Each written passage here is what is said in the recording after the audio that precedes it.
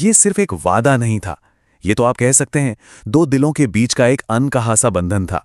चलिए मिलते हैं चंदू और तन्वी से और देखते हैं कि कैसे उनकी अलग अलग दुनियाएं एक नदी के किनारे आकर मिलती हैं।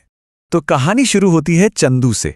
गांव की शांत गलियों में पला बड़ा एक बिल्कुल साधारण सा लड़का, लेकिन हाँ, उसके सपने असाधारण थे। वो अक्सर उसी नदी के किनारे बैठकर अपने भविष्य के बारे में सोचा करता था, जो आगे चलकर उसकी किस्मत बदलने वाली थी। और फिर उसकी इसी सादा सी जिंदगी में एंट्री होती है तन्वी की। एक तरफ चंदू, जिसमें गांव की सादगी है, और दूसरी तरफ तन्वी, शहर के आत्मविश्वास से भरी हुई। दो बिल्कुल अलग दुनियाएं जो बहुत जल्द टकराने वाली थीं। उनकी पहली मुलाकात हुई उसी नदी के किनारे, जहां तन्वी स्केच बना रही थी और चंदू उसे बस दूर से देख रहा था।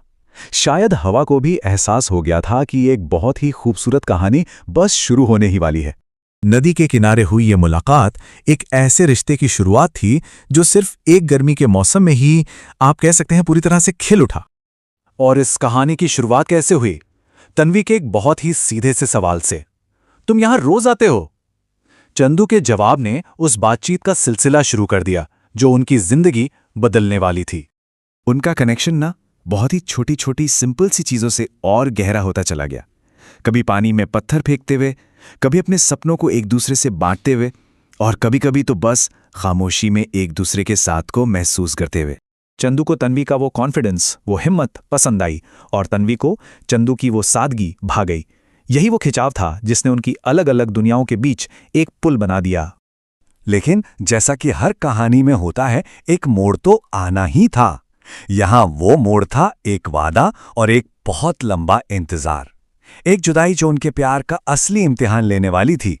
और फिर वो शाम आई जब सूरज ढल रहा था। गर्मियों के खत्म होने के साथ चंदू ने हिम्मत जुटाकर आखिर वो सवाल पूछ ही लिया जिसमें उसका सारा डर छिपा हुआ था। तन्वी, अगर तुम चले गई तो क्या मुझे याद रखोगे? और तन्वी का जो जवाब था ना, वो इस कहानी का दिल बन गया। उसने कहा, याद तो भूलने के लिए किया जाता है, और मैं तुम्हें कभी भूलना नहीं चाहती। ये शब्द सिर्फ एक जवाब नहीं थे, ये एक अटूट वादा थे। और जाते जाते तन्वी ने चंदू के हाथों में अपने वादे का एक सबूत भी दे दिया। नदी का एक स्केच, किनारे पर खड़ा एक लड़का, और बस 3 शब्द, मैं वापस आऊंगी। और बस यहीं से इंतजार का एक लंबा दौर शुरू हुआ। दिन महीनों में बदले, महीने सालों में। आसपास के लोगों ने भी शक करना शुरू कर दिया, लेकिन चंदू, उसका विश्वास टिका रहा। गांव वाले तो अक्सर उसे कहते, अरे शहर वाले भूल जाते हैं। लेकिन चंदू का विश्वास इन बातों से कहीं ज्यादा मजबूत था। उसका दिल जानता था तन्वी लौटेगी।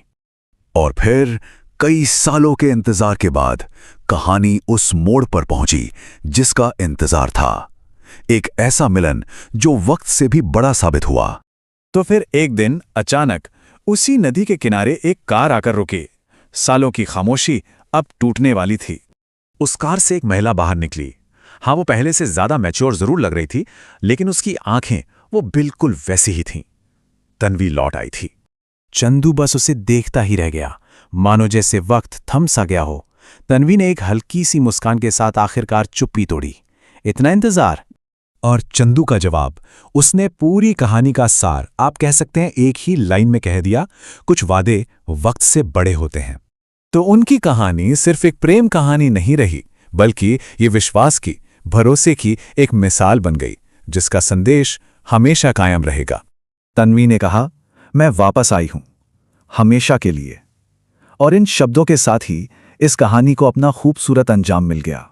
और वही नदी जो उनकी पहली मुलाकात की गवाह बनी थी, आज उनके मिलन की भी गवाह बनी। कहानी जहां से शुरू हुई थी, आखिरकार वहीं आकर पूरी हुई। तो इस कहानी से हमें क्या सीखने को मिलता है? यही कि सच्चा प्यार दूरियों से डरता नहीं, कि विश्वास वक्त को भी मात दे सकता है, और ये कि एक वादा एक अटूट बंधन हो सकता है। और आखिर में ये कहानी हमारे लिए एक सवाल छोड़ जाती है। क्या आज के इस फास्ट पेस दुनिया में, इस भागदौड़ भरी जिंदगी में ऐसा विश्वास और ऐसा धैर्य मुमकिन है? इस पर सोचिएगा जरूर।